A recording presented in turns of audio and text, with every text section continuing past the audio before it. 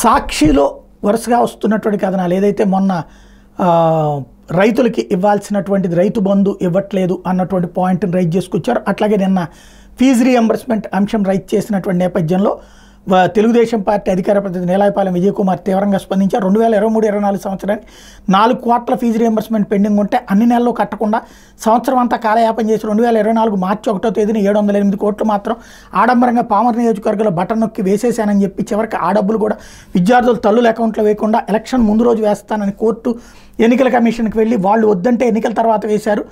ఇది మీ fee reimbursement చరిత్ర. గత సంవత్సరం ఫీజు రీఎంబర్స్మెంట్ ఇంకా పెండింగ్ పెట్టి వెళ్ళారు. ఇక మీ విద్యా వసతి 2024 మార్చికి 6 నెలలు పెండింగ్ ఉంది.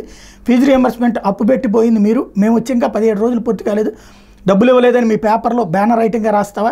అసలు ఏమాత్రం నీతి నిజాయితీ సిగ్గుశారం లాంటివి ఉండవా అంటూ క్వశ్చన్ చేస్తున్నారు. అందుకే అంత లెవెల్లో మిమ్మల్ని ప్రజలు చెత్తగొట్టారు. అయినా బుద్ధి తెచ్చుకోకుండా మళ్ళీ ఎదుటివారి మీ శరీరానికి ఉన్న బురచ్చల్లి విమర్శిస్తారా?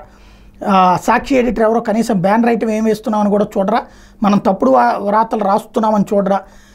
ఏమి ఎడిటర్ అయ్యా బాబు ఈయన? వైసీపీని ప్రజలు చీకొట్టారంటే సాక్షిని కూడా చీచీచి అన్నట్టే తెలుసుకోపోతే ఎట్లా అంటూ నిలదీస్తున్నారు.